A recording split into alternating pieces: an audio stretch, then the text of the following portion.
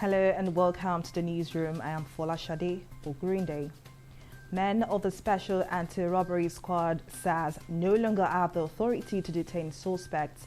Lagos State Commissioner of Police Akim Odumosu disclosed this during a television interview on Tuesday.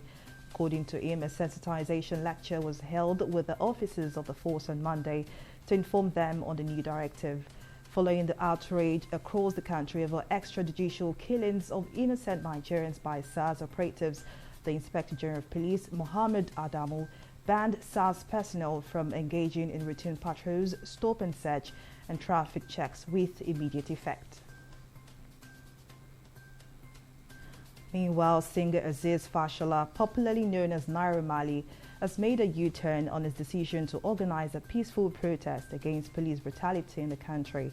The singer revealed on his verified Twitter account that he cancelled the protest due to the changes that are being enforced by the government.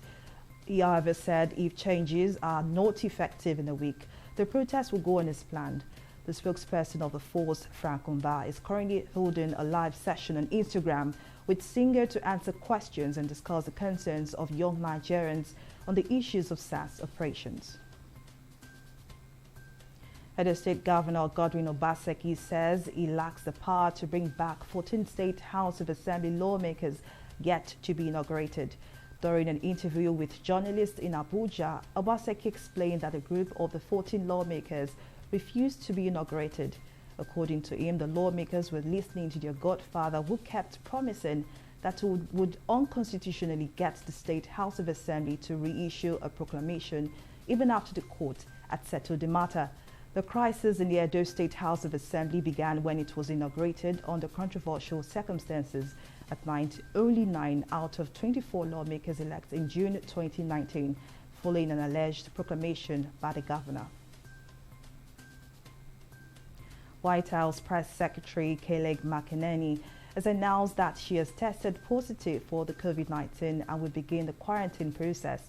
McEnany, who made the announcement on her official Twitter, says she's experiencing no symptoms, adding that she will continue to work remotely while in isolation. She said no reporters, producers, or members of the press are listed as close contacts by the White House Medical Unit.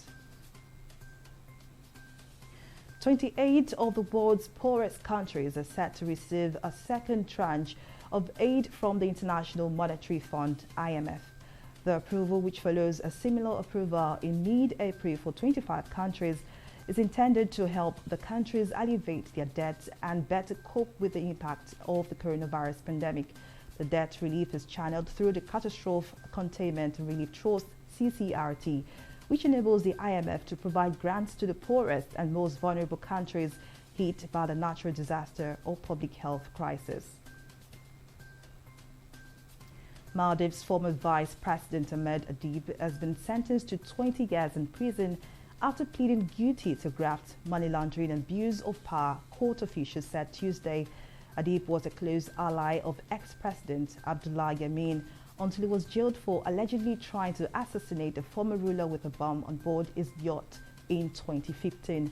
The criminal court, in an overnight decision, also imposed a fine of $129,000 for Adib's role in siphoning money from the state tourism promoter during the former administration.